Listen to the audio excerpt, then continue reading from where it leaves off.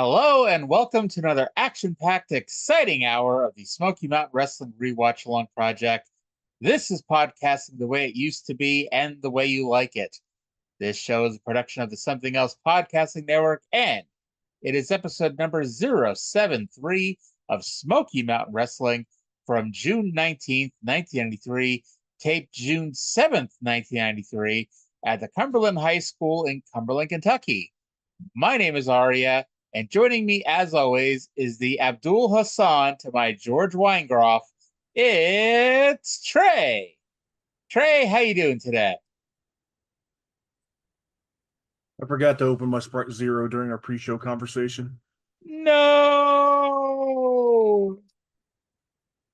Oh, It's that's all a bad good. Now the luck people charm. get to hear it.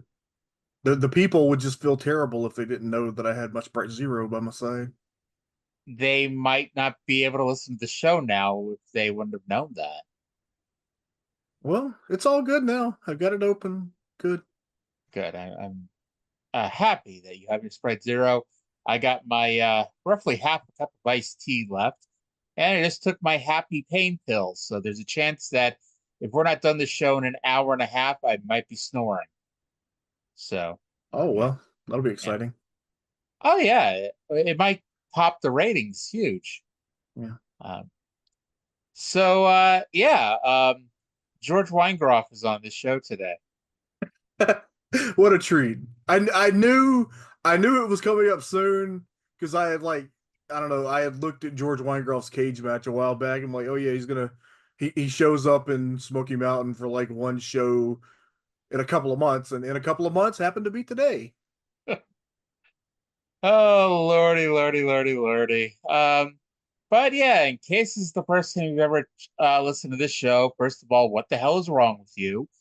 But secondly, what we do here, it is really quite simple.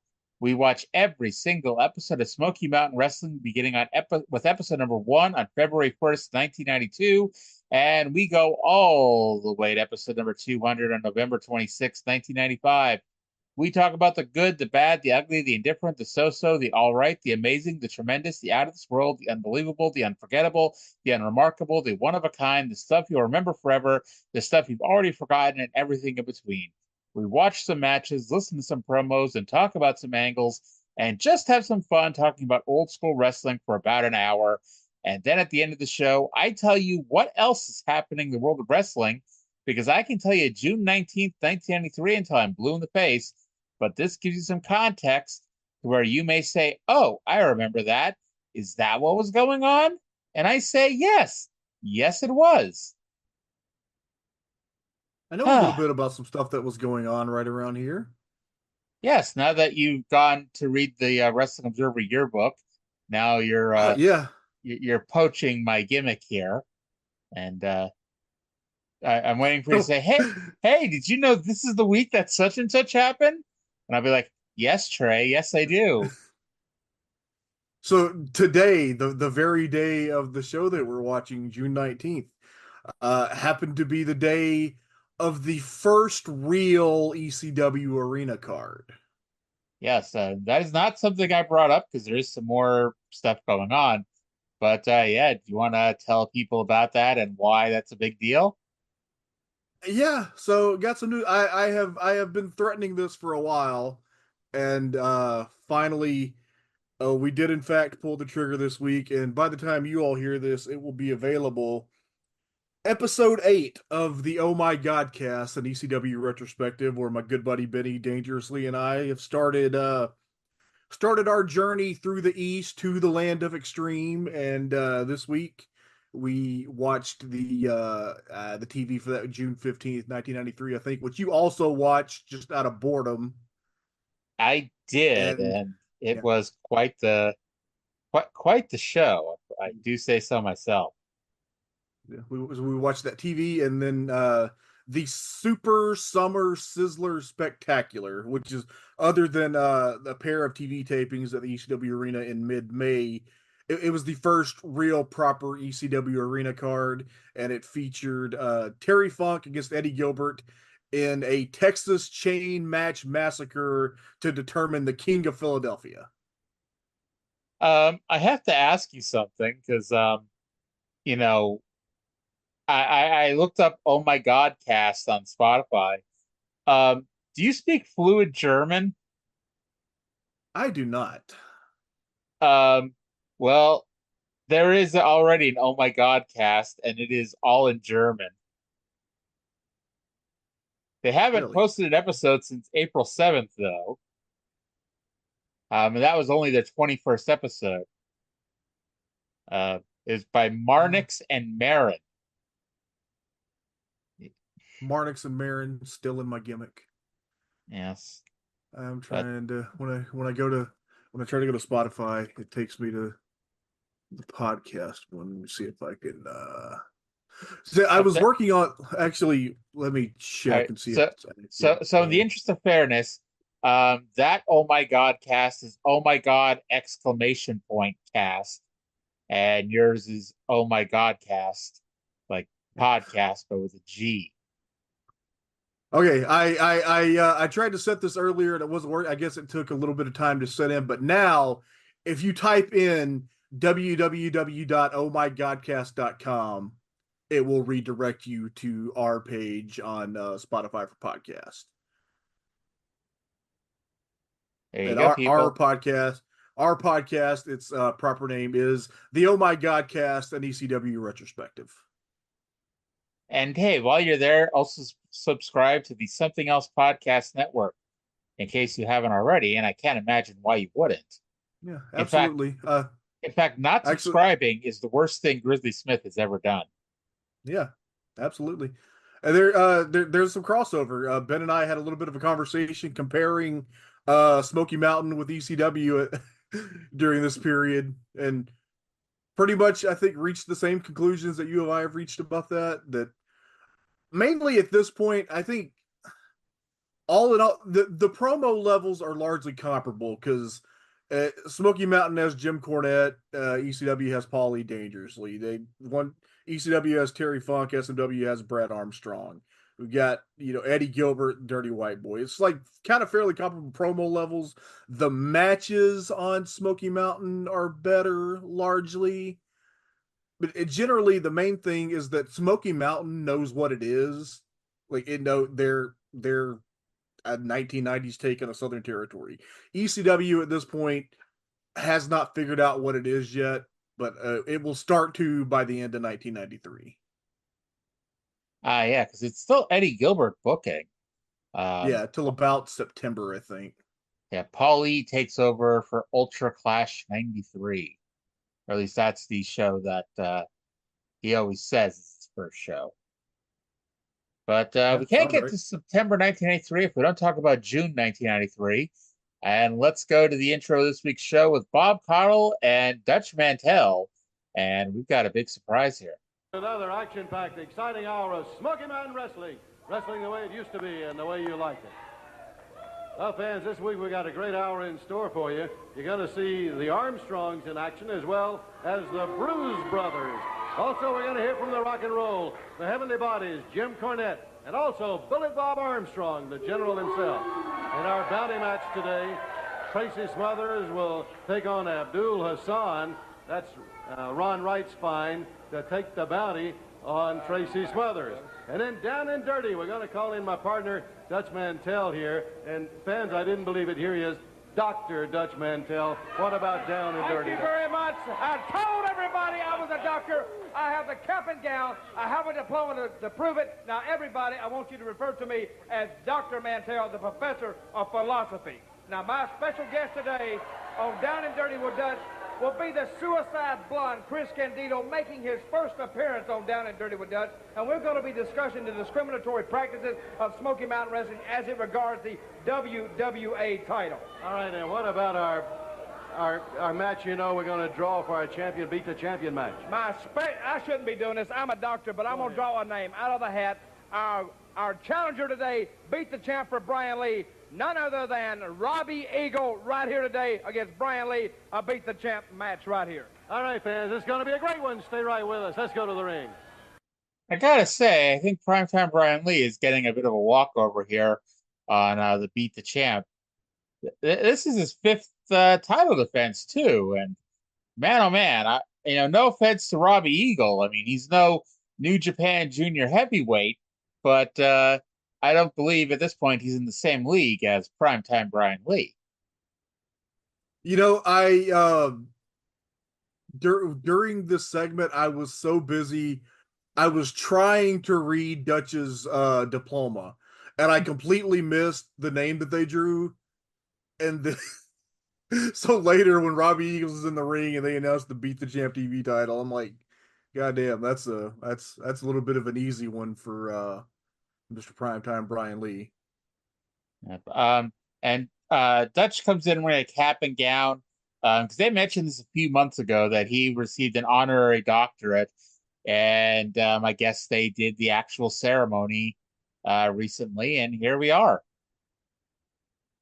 Now, Indeed.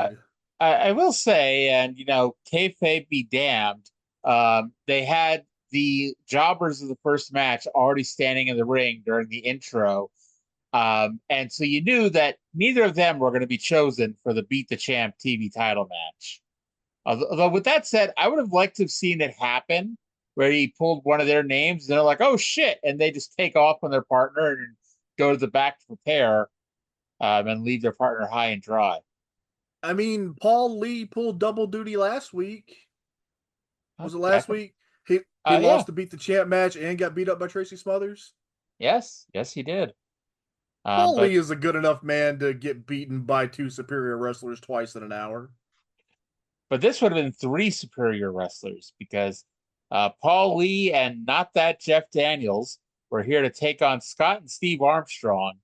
And this is one of the first times we've seen Not That Jeff Daniels since Kevin Sullivan murdered him to death 6 months ago. So it is good to see that he's been brought back to life. Glad to see him. So I'm curious what your thoughts were on this match, because my notes were that last week, Scott and Steve Armstrong took on the Heavenly Bodies and looked like they belonged in the main event program.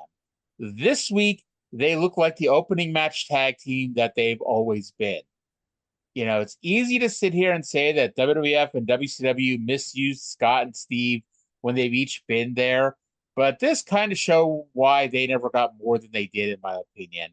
Like, they won, it was perfectly adequate, but there was nothing about it that made me want to see them in more important matches. I'm going to tell you the whole truth. During this match, I was so distracted by some of the production issues that I barely even registered anything until the finish. First of all, the sound mixing was weird. Yeah. So, like, you couldn't hear the opening bell at all, which was a big pet peeve of mine. And then, this is the first match of a new set of tapings, and I can immediately tell that we were going to be subject to one of my biggest pet peeves, which is when the camera is looking right at the lighting rig. And I know they can't really help it, but the glare drives me fucking crazy. It, like any Rev Pro show from like York Hall, you see this. A lot of old, like, kind of mid-level indies, like Evolve level indies back when that was a thing, when they were big enough to be on like iPay-per-view, but they weren't big enough to be in an arena that had proper lighting, so they had to bring in a fucking lighting rig, or like Ring of Honor in some buildings.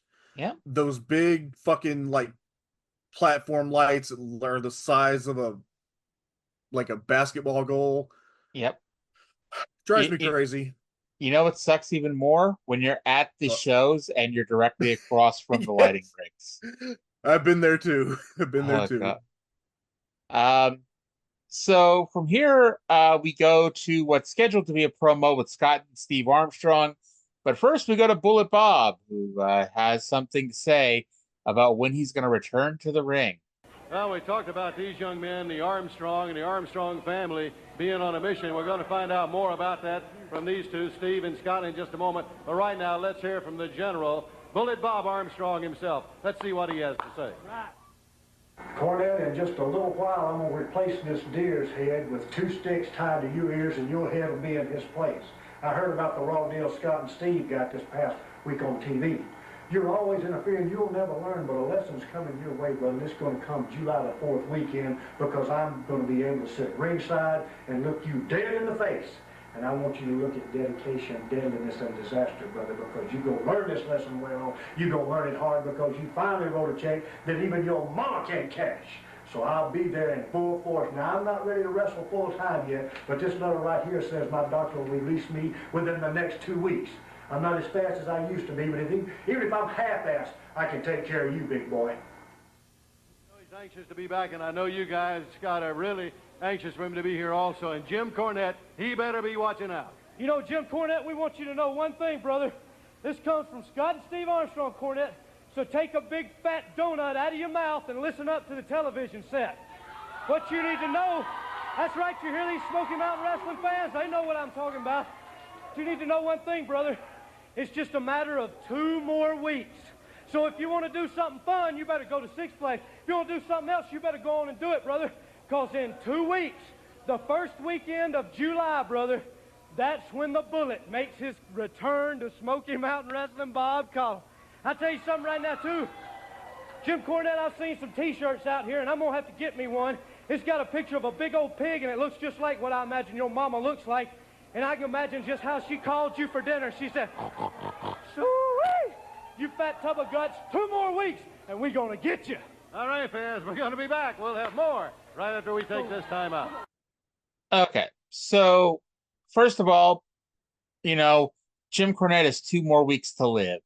You know, Bullet Bob's coming back over July 4th weekend. He said he's going to be in Scott and Steve's corner, and he's going to murder Jim Cornette that weekend.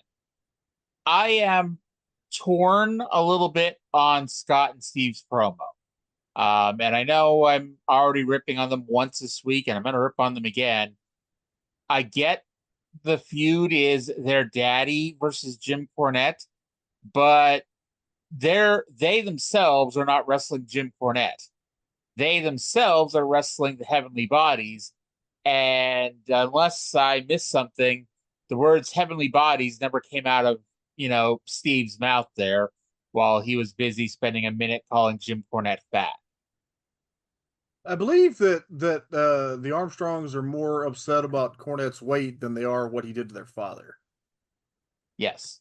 And like, this is like, they've done these promos now, like I think at least 3 weeks in a row, where it's like, okay, Jim's fat, we get it.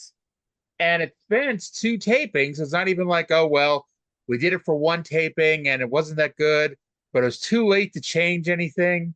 But then we came back the next time and it's better. No, it's the same goddamn thing. And at least the first time they cut this promo, you know, Scott, you know, came out with all the fucking passion in the world, and it was a, you know, really good little promo.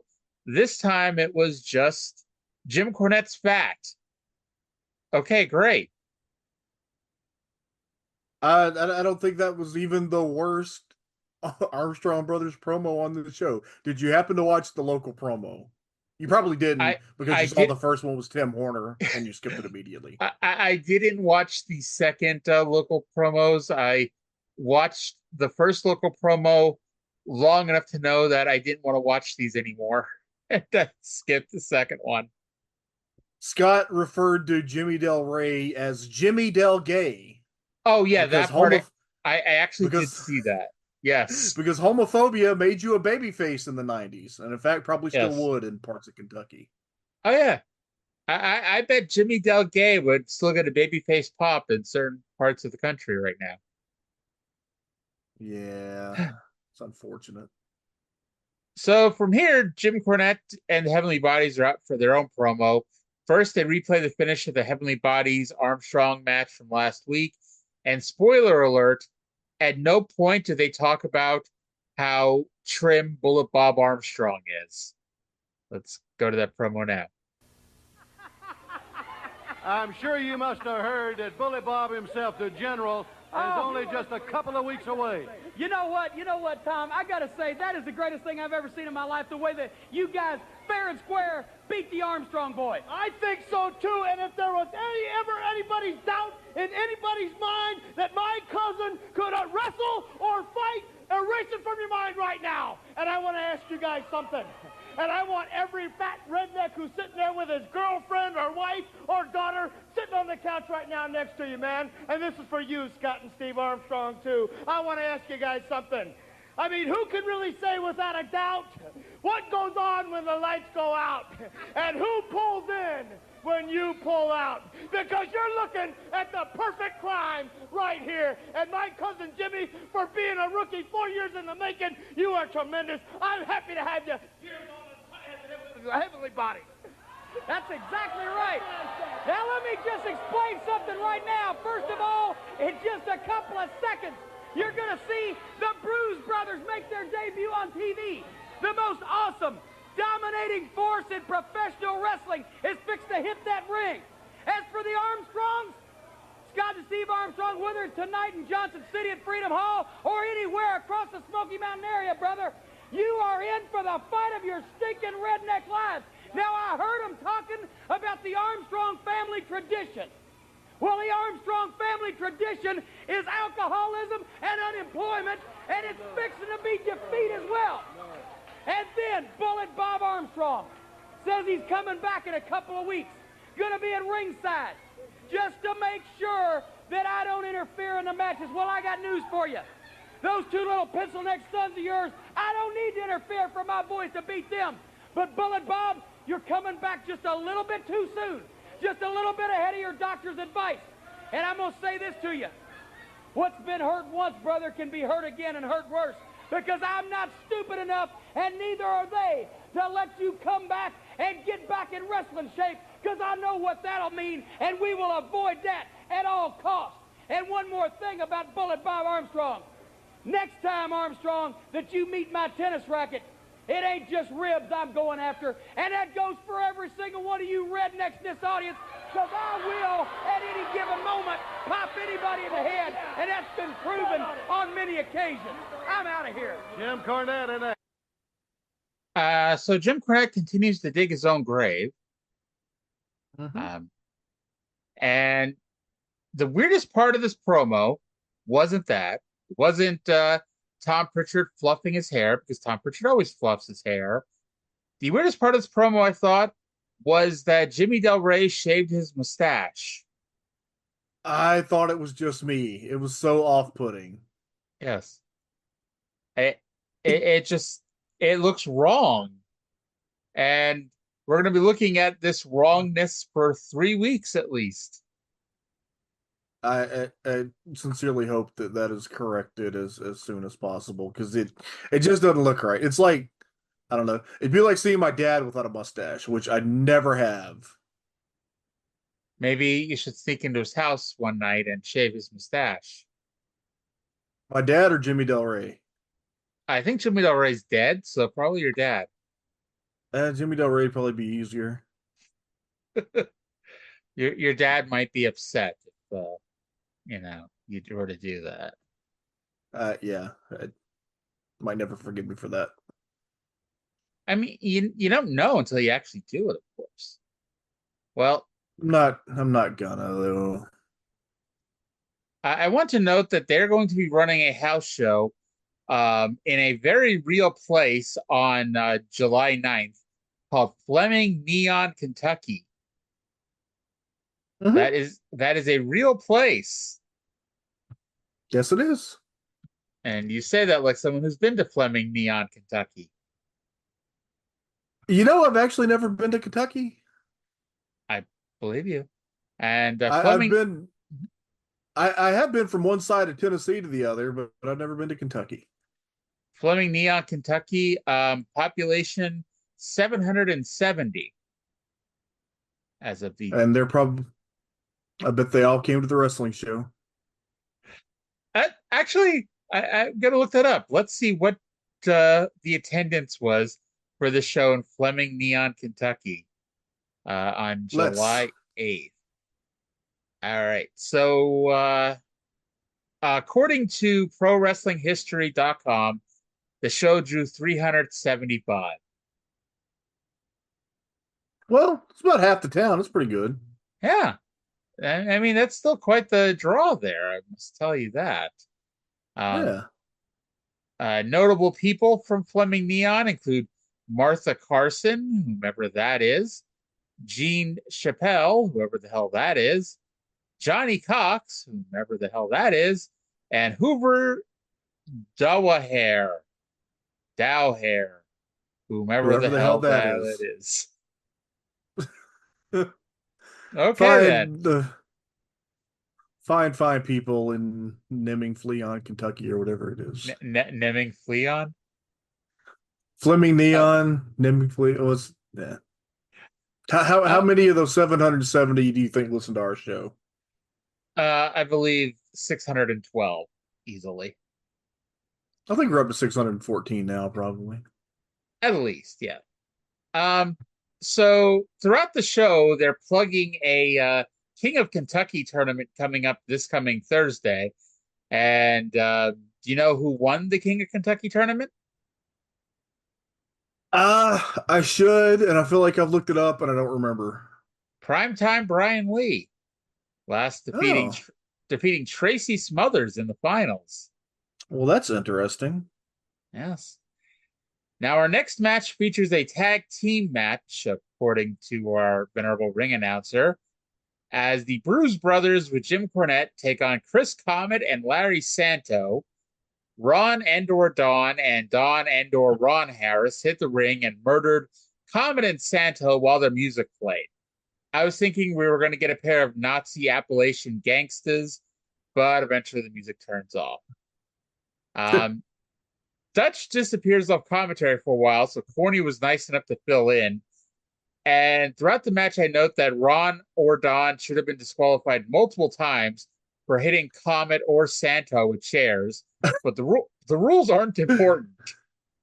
Santo eventually makes it to the ring just in time for either Ron and or Don to be disqualified, either for kicking too much ass or by winning via referee stoppage. And then it turned out that Comet and Santo had won via disqualification, theoretically, for the Harrises kicking too much ass. Okay, this was a rib on me because the Harrises hit these guys with chairs like a dozen times and slammed them on the floor and stuff. And then if you watch, the actual catalyst for the disqualification was, guess what? They threw Chris Comet over the top rope. I think I told you last week that is a disqualification in this territory. But hitting him with a chair is not? Technically, the referee's back was turned. Technically, these referees suck. Technically, you are correct. By the way, I believe, and I could be wrong, but Chris Comet, his first match in Smoky Mountain was a random ass TV match he had with Jeff Daniels back in January, which may have been your first show. I started in February, I think. Did you? Did you now? Yeah. Well, they had a random ass TV match back in January between him and not that Jeff Daniels. And Comet won and then was never shown on TV again until this week. So Ron and Don, by the way, were doing a full-on Bruiser Brody cosplay, complete with Immigrant Song. See, I thought now that Kevin Sullivan's been out of the territory for a few months, now we got to have some new heel get disqualified during every single one of their squash matches. That too, but they're not required to do it with the long hair and the Led Zeppelin song. Very true. Well, It's let's go to extra. Let's go to Mr. Ron Wright for either the most offensive or least offensive promo we've heard in a very long time on this program here. We're here, of course, with legendary manager Mr. Ron Wright and Abdul Hassan, who I believe you say is definitely going to collect the bounty on Tracy Smothers. Let me tell you, I brought this man all the way in here from Baghdad, Iraq. This happens to be Mr. Hussein's nephew himself. He was the commander-in-chief of the Republican Guard. They flew him all the way over here to help me get rid of Tracy Smothers, collect that $20,000, and I tell you, I know why he's going to get the job done. The American troops went over there and bombed them poor little infant baby factories over there, calling them atomic bomb factories, killed them little babies, and they've not even got milk to drink. He's over here on a mercy of mission, raising money to buy them little babies milk, Bob. Oh, and you think that $20,000 is going to go a long way toward that? That's going to be a start. We got a lot of other stuff this man's going to be doing over here going a long way towards getting the Rock rebuilt. But what we're going to take care of today, Tracy Smothers right there in the middle of the ring. When this is all over, these beloved hypocrite wrestling fans around here are liable to see the old honorable beloved Ron Wright walking on water from up over that ring when this man collects that $20,000. All right, fans. Mr. Ron Wright, Abdul Hassan, and we're going to hear from Dr. Dutch down and dirty when we come back. Right. Oh my God. I just had a great idea. What? Somebody in 2024 needs a Palestinian heel that's just trying to buy milk for all the babies that those Israelis are bombing to death.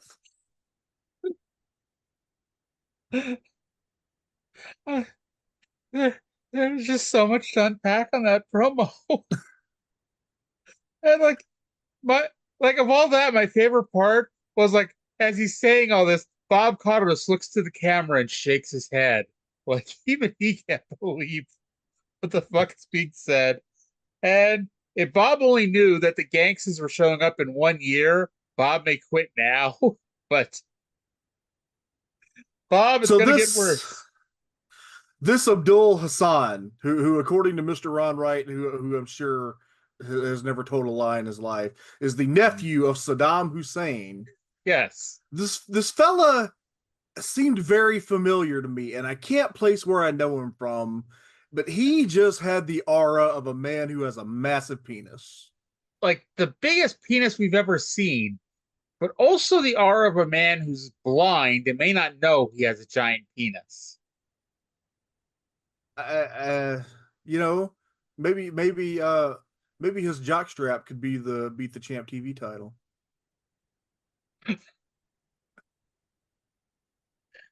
Can we do? Oh, I wish he was sticking around and he could have had his name drawn for the Beat the Champ television title. Wouldn't that have been fantastic? Oh my God, he could have won the Beat the Champ TV title. It would have been even better. Because hey, who needs a $20,000 bounty when you could win $1,000 a week? Yeah, well, you'd have to have your name drawn 4 times and complete the challenge 4 times. But you know, a man with a penis like that could absolutely do it. Yes, he must have very large penis. Yeah. Did Chris Candido get a new title belt this week? No, it was the same one. It was just a bad production. You can't really tell. But yeah, who's that? The one that looks like a crappy version of the old WWF Junior Heavyweight title. So up next, it's Down and Dirty with Dutch and his guest Chris Candido. Due to YouTube discriminating against Chris Candido the same way that Smoky Mountain does, I cannot play the opening because Dutch gives Candido a full musical entrance, and YouTube would probably block this show if I tried to upload something with actual music in it. So Chris Candido's walked to the ring, and he's now with Dutch Mantell. So let's go to Down and Dirty with Dr. Dutch and the WWA Heavyweight Champion of the World. I want to talk to you about today, Chris. There is some discrimination from Smoky Mountain Wrestling. They're obviously having some reservations about recognizing the WWA title. Now, I want to know your comment. Why is this discrimination going on? Dutch, I can't understand why there's nothing happening in an organization and these out-of-work coal miners will not recognize my championship as a real-world title. You know what's a real-world title, don't you? Absolutely. If Dr. Dutch and his all astute with you're a graduate, you believe I'm the real-world champion. Absolutely. It just goes to show the stupidity of Smoky Mountain Wrestling. This organization already has one lawsuit with sexual discrimination. Yes. I might just take a Class Act lawsuit and sue them for not recognizing the real World Heavyweight Championship because they're discriminating against me. You know why? Because I'm from New Jersey. And they don't like people from the north down here. Well, now, see, I've had to put up with these people for years and years and years, and I happen to like New Jersey myself, a lot of good people for that. What do you think is the basis for this discrimination? Why won't they recognize that WWA title? Well, I'll tell you what, you take a look at me, you see me wrestle, I'm Nature Boy Ric Flair and Nature Boy Buddy Rogers all rolled into one, except a little bit better, because I'm a natural blonde. And I think Smoky Mountain Wrestling is just scared to death of having a man to come in and wipe out all their talent, and there'll be nobody left but just me, and you, Dutch. Yeah, well, let me say one thing. This Thursday night, Hazard, Kentucky, a King of Kentucky tournament. 8 men are in that tournament. You're in it. What are your chances in that tournament? Well, Dr. Dutch, I don't care about Kentucky. I don't even like being down here. But I tell you what, being a real world champion, I'm going to be the King of Kentucky at Hazard this Thursday. Like a cakewalk, no problem. Okay, there you heard it. I got to go right now. We're just about out of time. Any parting comments for the Smoky Mountain Wrestling fan?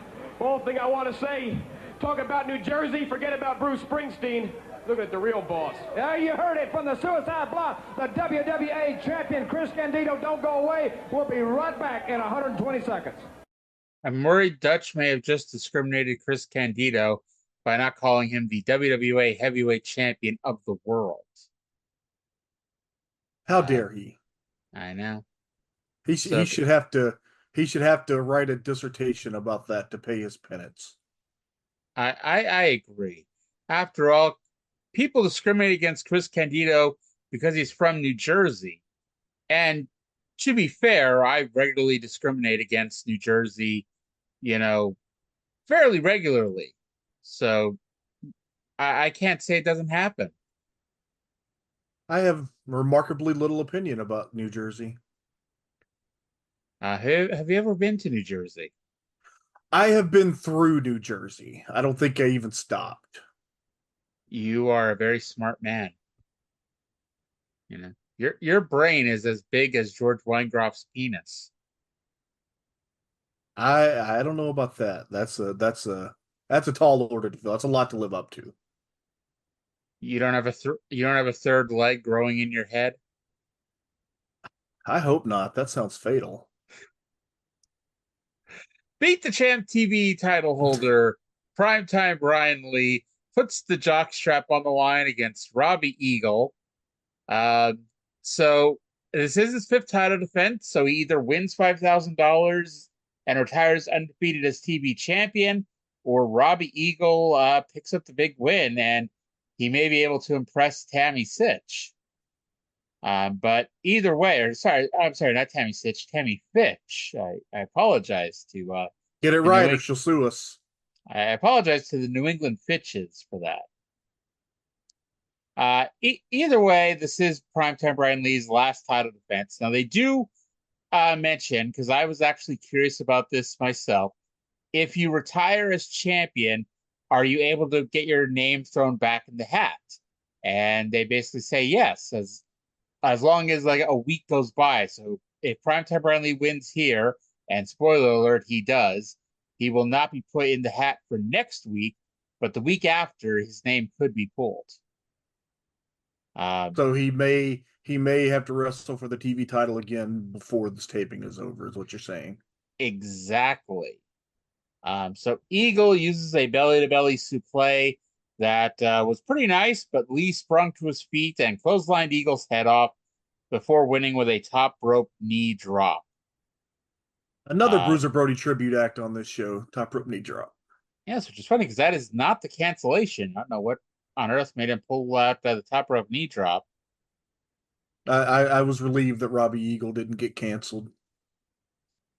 Yes, he still has years to come and be in WCW with Ryan Shamrock.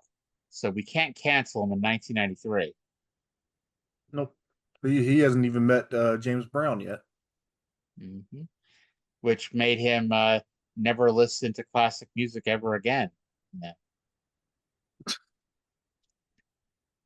All right, so let's go to this week's Ricky Morton promo where Robert Gibson stands nearby and says nothing. All right, fans, here are Smoky Mountain Tag Team Champions, Rock and Roll Express, Ricky and Robert. Ricky, Jim Cornette has got 2, awesome guys. These Bruise Brothers are something to behold, and they're after rock and roll. That's right, Bob. Let me start right here. Robert and I have been in every major wrestling organization in the world. We have had the world titles 4 different times. We've had the Smoky Mountain Tag Team Champions 4 different times, and we have faced many teams. But one thing about this team right here, I don't care who they are, bar none, They are the toughest tag team that Robert and I have ever faced in the history of when we've been wrestling. But one thing about it is, the last time when they got in the ring with the Rock and Roll Express, they attacked us. But one thing about it this time, Bruce Brothers, it's going to be face to face. Oh yeah, you might be real big, and you can hit me 20 times, and I might go down every time. But one damn thing about it is, I'm going to be right back up in your face, because we don't care about your Bruce Brothers. The only reason you're here is because Jimmy Cornette is patting your pockets, baby. But let me tell you, every dog has got his day, and yours is just right around the corner. So bring them on, big boys, because rock and roll, we're here to stay. We're not here to play. All right, fans, there they are, the Smoky Mountain Tag Team Champions. Rock. I literally had nothing to say about this other than rock and roll's here to stay. They ain't here to play. And another 5-star promo by Robert Gibson. Not a talkative fellow, is he? No, he's not. And, considering our top baby faces the first 6 months of Smoky Mountain were him, Tim Horner, and Brian Lee, I am not complaining. I'm not going to lie. That sounds fucking dreadful. Yes. And it, legit, the heels are Paul Orndorff, who can cut a hell of a promo, Dirty White Boy, who can cut a hell of a promo, and Jim Cornette, who can cut a hell of a promo. It's it was the exact opposite of Dusty Rhodes' NWA booking, where all the baby faces may suck at wrestling, but they could all cut hot promos. When the best promo in the group is Brian Lee, it's bad times. I was gonna say, I was having that one was up for debate. Well, that must have been hard times. And hard times are when you have to watch 6 months of wrestling with regular Tim Horner promos. That's hard times. That does sound very hard. I'm sorry you had to live through that. Well, we both had to live through this, and we're going to live through it a second time. Tim Horner, who's going to get his first promo time in what feels like 6 months. I thought we were never going to have to listen to Tim Horner speak again, but Tim is back, and he's cutting a promo about an upcoming match with Tracy Smothers, and they break some big news that doesn't get broken anywhere else on this show. Let's go to Tim Horner right now. I'm really excited about getting the opportunity to wrestle Tracy Smothers for the Smoky Mountain Heavyweight title, right there in my hometown, Morristown, Tennessee. But there's been a lot of people trying to stir up a lot of things between Tracy Smothers and myself. But one thing's for sure, Tracy Smothers, it's going to be a good match. It's going to be a clean match, and it's going to be an honest match. I guarantee you that. But one thing, Tracy, we're going to have to put the friendship aside in this one because it's for all the marbles. Right there in my hometown, Morristown, Tennessee, July the 2nd, Super Summer Spectacular. I'll see you in Morristown. All right, so I think I'm about to have a heart attack because that was not an awful promo. Yeah, by the standards that we're using here, yeah, it wasn't the worst. Did you notice that he broke some big news? I did. This was the first mention on this show that Tracy Smothers was once again the Smoky Mountain Wrestling Champion. Yes. Tracy Smothers defeated Dirty White Boy and is the new Smoky Mountain Champion. And it's so weird because that is how we found out. They didn't mention it at the beginning of the show. Who knows? They might mention it next week, but by then, hey, we already know. But it's that could have been done a little bit better. And you're telling me we couldn't have taken, I don't know what the hell you could have taken from this show to, tell us that, hell, you could have just dumped it in the intro. The intro was already 90 seconds long. Making it a minute 40 would have been that bad if you would have just plugged Tracy being the champion. I would have thought they might have even shown some footage. Yeah. But, oh well, I guess that's not that important. But it's only the top title in the territory. Yeah. We spent more time discussing the WWA Heavyweight Championship of the World than we did our new Smoky Mountain Champion. And speaking of him, Smoky Mountain Champion Tracy Smothers versus Abdullah Hassan's massive penis with Mr. Ron Wright. And Tracy came out with the title, so I guess he did win the belt, and this wasn't just one of those things where they cut a promo spoiling something that hasn't yet been mentioned on the show. Now, before the match begins, Tammy Fitch, who you might recall is the woman who has filed a sexual discrimination lawsuit against Smoky Mountain Wrestling, to differentiate her from all the other women in the promotion. She has come to the ring and has yet another offer for Tracy Smothers. What's she doing in there, Dutch? She looks very stunning today, I'll say that.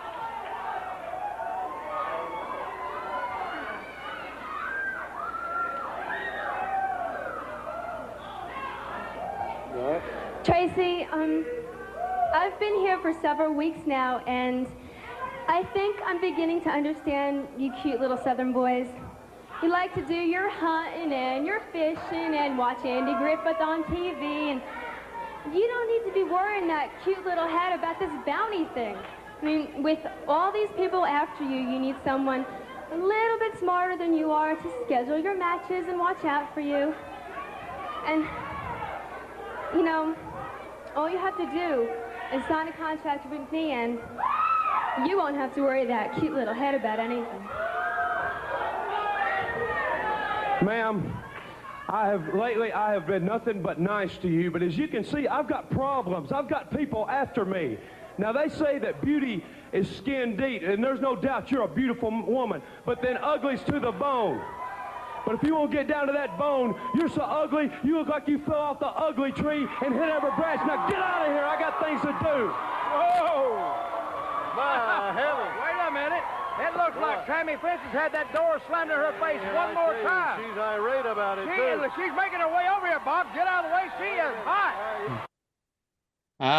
So yeah, Tammy Fitch, who again is the woman with the sexual discrimination lawsuit against Smoky Mountain Wrestling, heard that there was someone with a massive penis in the ring, but unfortunately the blonde wasn't just hair dye, and she went after Tracy Smothers, and Tracy called her ugly, and this was a very offensive to Tammy Fitch. Yeah, it was I don't know. I don't know. What? It was like she's tried to recruit Tracy before, right? Yes. I think she's only recruited like 3 people, and they've all keep turning her down. And much like how Down and Dirty with Dutch seems to only have 3 people on it, once we get done those 3, we have to start over at the beginning. Well, there's only so many people in the territory, I guess. And I guess Robbie Eagle really didn't work out too well. I was gonna say we've already ruled out poor Robbie Eagle. Maybe Tammy had no idea that he played the piano so well. Nah, women love a man who can tickle the ivories. See, we're on the same wavelength here. I think I think we're rubbing off on each other. Which we finished each other's sandwiches. See, that's the fucked up part. I was going to say sandwiches too, if you would have said that. Oh Lord, this is. If we were any more in sync, we'd have to start a boy band. See, it wasn't quite that because I thought you were going to say if we were anywhere in sync, we'd have to be Lance Bass. So, but close. Yeah, close, but not quite there. Anyway, this was more interesting than the match because, as much, George Weingeroff is a perfectly adequate wrestler and Tracy Smothers is a perfectly great wrestler, but them wrestling for 8 minutes here, I was zoning out frequently here. I kind of like this match. It was like George Weingeroff is like, he's entirely decent, but I felt like he was working on a little bit different level than we see him in 83 Mid-South. He has modernized his style a surprising amount, and he was doing some I thought he did a couple of pretty big spots, and it was funny. So I believed that Abdul Hassan was George Weingeroff because A cage match said it was a gimmick that he had been using in Memphis, and during the promo I couldn't get a good enough look at his face. I knew, and with all due respect, I knew if I could get a look at his eyes, I would know because his eyes are very distinct. Mm-hmm. So I spent the whole match trying to get a good look at his face, and then he broke out the ground cobra twist, and I knew that was my guy. In my opinion, the highlight of the match was Tammy cutting a promo at the announcer's desk, saying that she's never been talked to like this, and that her family hires people like Tracy Smothers and Tim Horner to do her gardening before storming off. I guess it's a good thing that this company is all white people, because she could have said something much, much more not 2024 PC, shall we say. So Mr. Ron Wright was holding the Iraqi flag at ringside for Mr. Abdul Hassan, and Tracy tried to take the Iraqi flag away because he cannot abide displaying the flag of an enemy of the United States, and also he does not understand irony. It's the land of the free and the home of the brave, unless, you're doing something that the babyface doesn't approve of. Yeah. You can you can only celebrate enemies and traitors if you're a babyface in East Tennessee, Eastern Kentucky. So the finish of the match saw Mr. Wright give Hassan powder, which Hassan promptly spilled all over the mat, but he did get a little bit in the eyes of Mark Curtis. Tracy lays him out, and Dirty White Boy runs in for interference with a diving headbutt, but Tracy moved, DWB hit Hassan, another referee ran in and counted the fall, so Tracy picked up the win. After the match, White Boy and Hassan attacked, and Horner made the save. And Tracy showed his appreciation of his good friend Tim Horner making the save by squaring off and threatening to punch him. Well, I mean, what would you do if you ran into Tim Horner? I would threaten to punch him in 2024.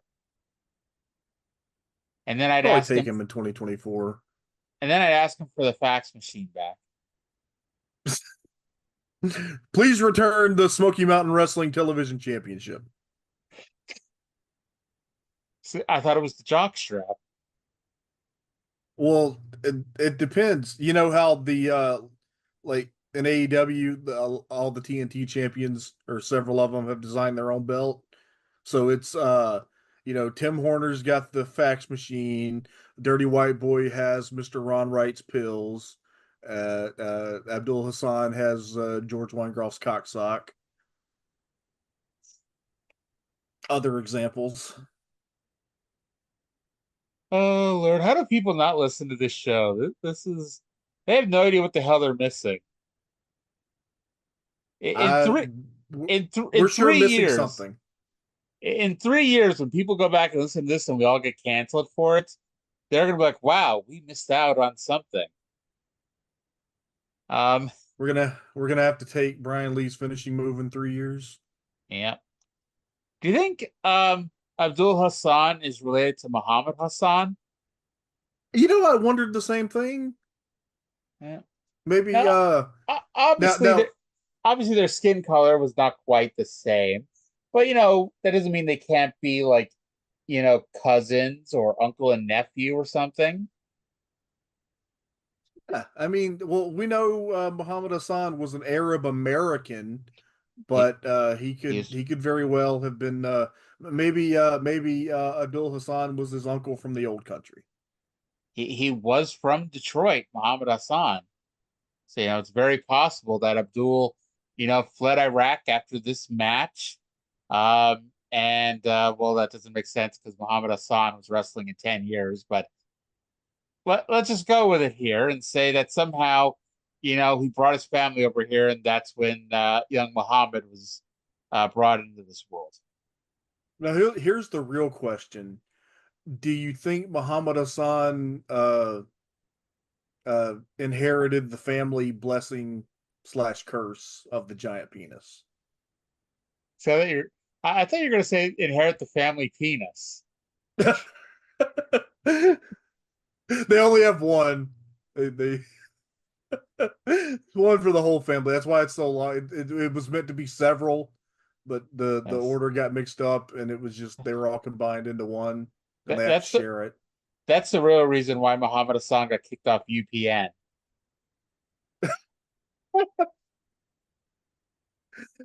Oh, that's Um, giving a new definition to terrorist attack. The show is uh, fucking terrible. yes, it is.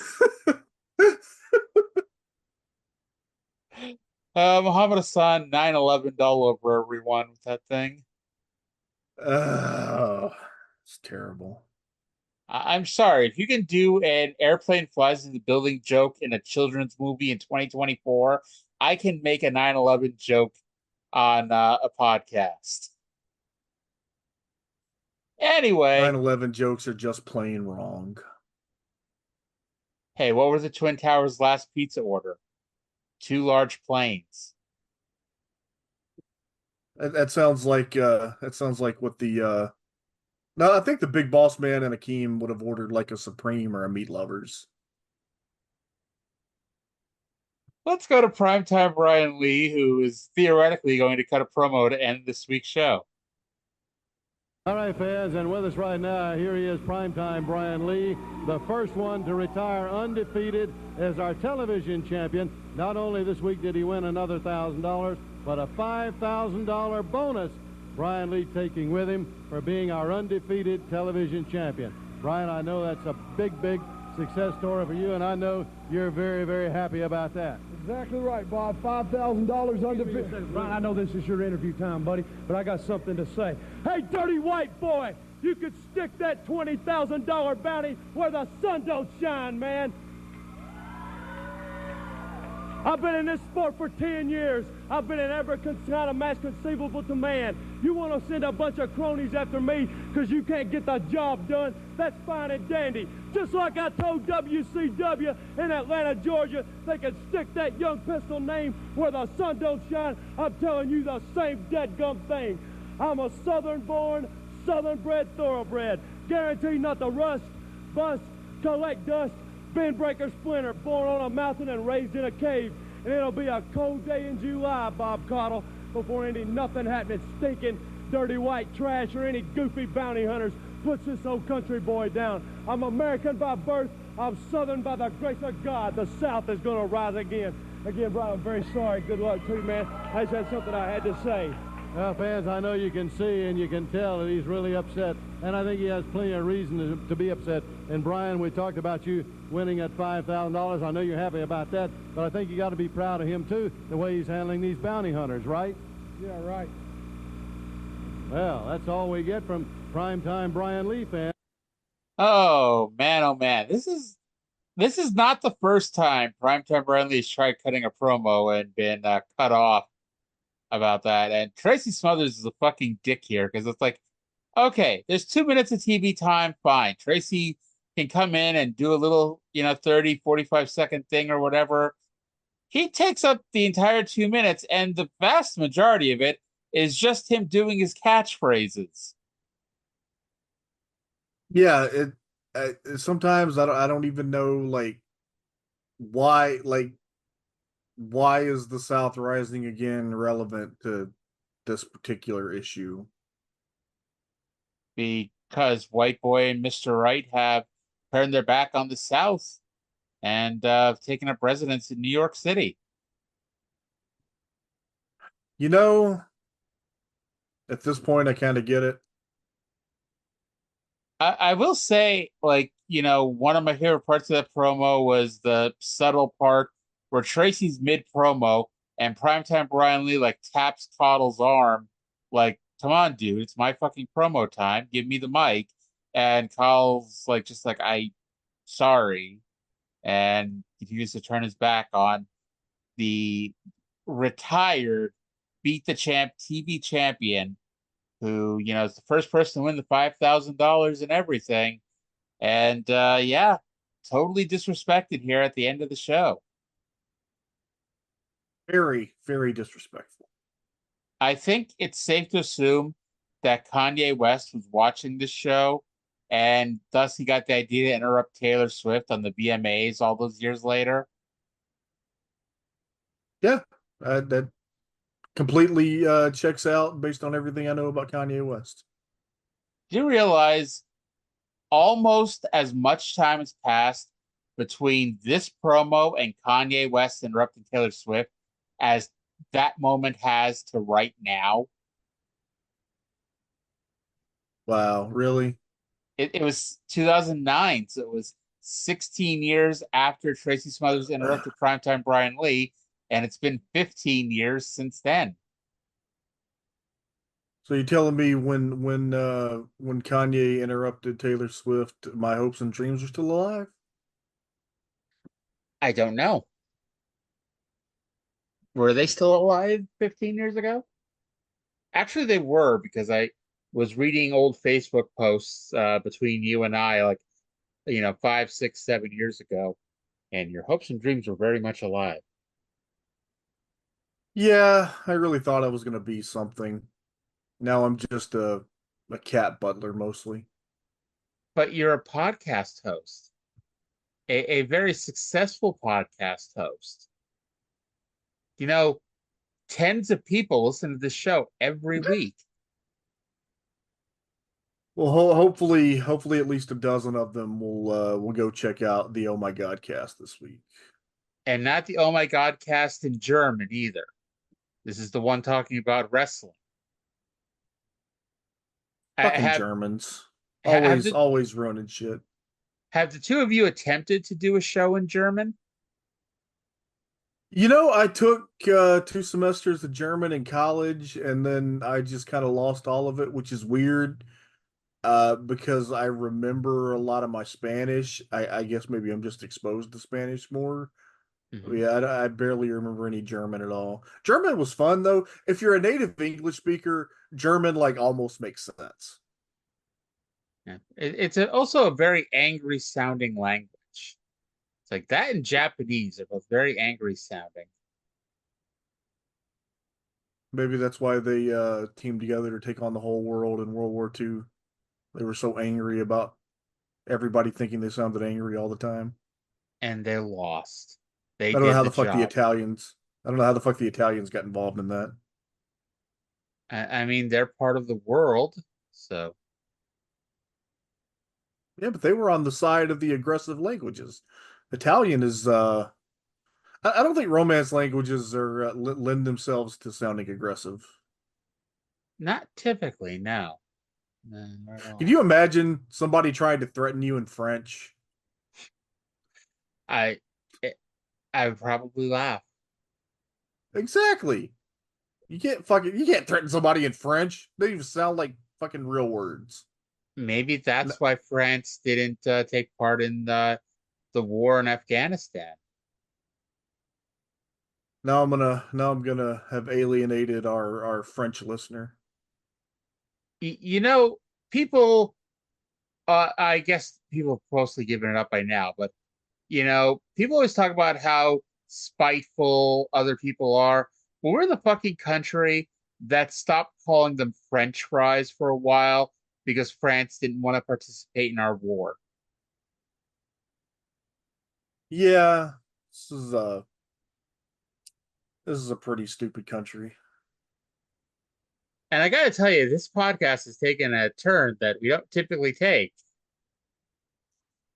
I'm sorry. I've been in a pissy mood all week because of some dumb shit of people getting inexplicably mad at me over very, very stupid reasons. And just I'm one of those people that things that piss me off stick in my mind for a long time, so I dwell on stuff. I can't let stuff go easily. And it leads me to be in a negative mood for longer periods than maybe I should if I had that ability to just let anger go. Hey, we do have a podcast here.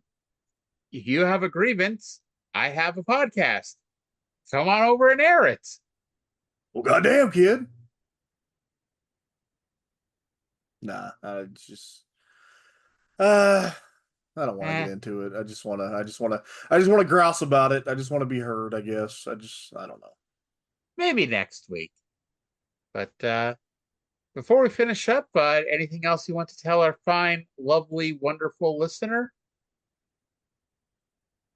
ohmygodcast.com. It'll redirect you to the proper Oh My Godcast. Check it out. It's bad, but it's a different kind of bad than this. Is that good or bad? I don't know. It's just different. All right, great. Well, I want to thank everyone for listening. Hope you all enjoyed this. Wait. We didn't talk about what's going on in the world of wrestling this week. Oh, fuck. I forgot to do that. God damn it. Goddamn, pal. Thank you for reminding me. By the way, 73 down, 127 to go. This week in wrestling, WCW aired the famous $80,000 skit where Cheatham, the one-eyed little person, blew up Sting's boat to build up a pay-per-view main event of Sting and the British Bulldog versus Sid and Vader. Spoiler alert, the $80,000 is more than the show draws at the gate. Have you reached that yet in your Saturday night viewing? I haven't gotten there yet. I think I'm about 2 weeks out. I just got the first of what will become known as the Lost in Cleveland skits. Oh boy, that sounds just tremendous. Tremendous, horrendous, some kind of endless. And sadly, that's one of those things that just ended without any kind of any kind of anything there. Resolution. Easy for me to say, you know. Word's good. Yes. To read makes our speak English good. Hulk Hogan pulled himself, Brutus Beefcake, and Jimmy Hart from all previously committed WWF house show dates, with the exception of a couple shows coming up in Chicago and Boston, and a European tour in August. And Trey, I think this means that Hulk Hogan may be leaving the WWF. But he's the WWF champion. Well, maybe he not was as like the WWF champion. 6 days before this aired. Yes, you know, thanks to Harvey Whippleman blowing up a camera in his face. Damn perfidious Japanese downtown Bruno. Remember last week when I said the Steiners won the WWF tag team titles? What happened? They lost them to Money Inc. on June 16th. But remember how I just told you Money Inc. had won the tag team titles on June 16th from the Steiner brothers? I do recall that. They lost them again to the Steiner brothers on June 19th. So yes, head-to-head with this show, the Steiner brothers became two-time WWF Tag Team Champions. And this one actually sticks. Has DiBiase already given notice at this point? If not, it's really, really soon. Yeah, it's right around this time that DiBiase gives notice that he's going to finish up at SummerSlam. Well, finally this week, WCW had their Clash of the Champions 23 special, featuring Ric Flair's first match since losing to Mr. Perfect on Raw in January, and his first WCW match in 2 years since he quit/was fired. And it drew the lowest rating of any Clash of the Champions ever. A 2.6 rating. Him and Arn Anderson beat the Hollywood Blondes 2 out of 3 falls, but won the deciding fall by disqualification. So the Hollywood Blondes retained the tag team titles. And actually, this show is why the Hollywood Blondes get broken up, because they got the blame for this show not drawing. Well, yeah, you can't blame Ric Flair. Yet. That's still to come. Were the Blondes really only together for like, I don't know, 3 months? I mean, they got together in January, and Pillman, either Pillman or Austin get injured in August when, spoiler alert, they lose the belts to Anderson and Roma, because whichever one doesn't get injured has to team with Steven Regal. Yeah. Yeah. And that was the end of the team. So 7 months. That's crazy because there's such like Yeah. just a really memorable team in wrestling history. I don't, maybe it's because of who it was, because it was, if it hadn't been Steve Austin and Brian Pillman, nobody would remember them. Yeah. They could have ended up like Arn Anderson and Bobby Eaton, or Arn Anderson and Larry Zbyszko, or Arn Anderson and Paul Roma, or some other Arn Anderson team. Because, I love Arn Anderson, but, he had a lot of, random teams. I've been watching the WCW Saturday Night, and at Slamboree, Paul Roma was introduced as the newest Horseman, and has not been seen since. That's as of for like the first Saturday night in June. Yeah, he doesn't stay gone though. No, he doesn't. Fucking WWE manipulating the fuck out of everyone involved. Because, famously, Flair and Arn ripped Paul Roma to shreds on the Horseman DVD. But that's because they manipulated the fuck out of Roma. And Roma was dumb enough to believe them, I guess, because, originally everyone cut their interviews and everyone said nice things about each other. But then they told Roma that Flair and Anderson buried him. So without showing any proof of this, Roma went off on how old and fat and out of shape they were. And that's what they showed Flair and Arn, so Flair and Arn could bury Roma. Honestly, Paul Roma's greatest contribution to wrestling was in 2015. What I don't remember what he said, but he provoked the greatest Dave Meltzerism I have ever heard, which was, and I quote, "You couldn't draw money with a freaking Etch-a-Sketch and whatever it is, a kit that shows you how." I somehow forget that. Well, now that we've wrapped the show up and then did the final segment, and now it's about time to wrap the show up again. Am I forgetting anything this time? You remembered to do the thing. Did I plug the Oh My Godcast yet? OhMyGodcast.com. So wait, there's an Oh My Godcast? Is there a website people can see this at? Yeah, it's OhMyGodcast.com.